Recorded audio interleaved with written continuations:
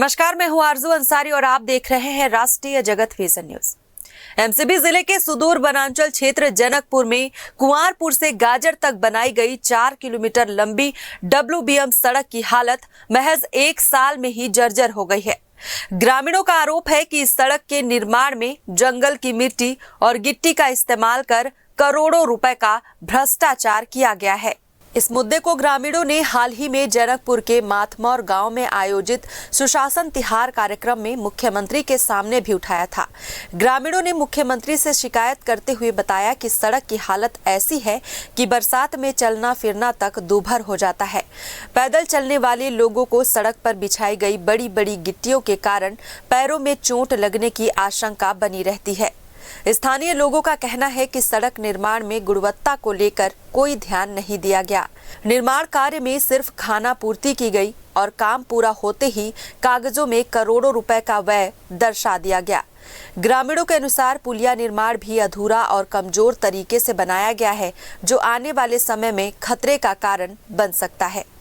इस पूरे मामले में वन विभाग के अधिकारियों की भूमिका पर भी सवाल उठ रहे हैं। ग्रामीणों ने आरोप लगाया है कि विभागीय अधिकारियों की मिलीभगत से ही यह निर्माण कार्य हुआ है, जिसमें स्थानीय सामग्री का बिना मानक के इस्तेमाल किया गया और बजट की भारी राशि खर्च कर दी गई। ग्रामीणों ने इस मामले की उच्च स्तरीय जांच और जिम्मेदार अधिकारियों के विरुद्ध सख्त कार्रवाई की मांग की है। सड़क के बारे में है, पुलिया टूट गए हैं। पुलिया हमें गिट्टी दे डाल हुआ रही, पहले तो ठीक रही, सब तो वो खराब हो गए है। सगला यहाँ के लान कहीं जंगल कर वही डाल दी है, तो एक्सीडेंट होते हैं। मना ये रिंग तो नहीं बना, तमाम गोड़न की लागत है। कौन बना रहा है? तीरथ विभाग वाला, वन विभाग वाला। कितना दिन हो गया? 1 साल। इस रोड में पुल टूट चुकी है और इधर से बहुत लोग आते जाते हैं।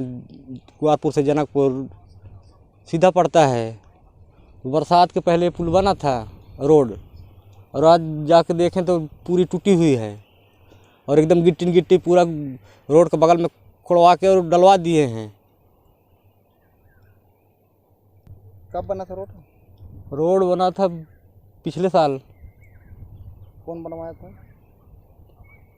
बनवाया था वन विभाग बनवाया था। एमसीबी जिले से गणेश तिवारी की रिपोर्ट। फिलहाल इस खबर में बस इतना ही। देश प्रदेश की खबरों से अपडेटेड रहने के लिए हमारे चैनल को सब्सक्राइब करें और नए खबरों के नोटिफिकेशन के लिए बेल आइकन को जरूर दबाएं। नमस्कार।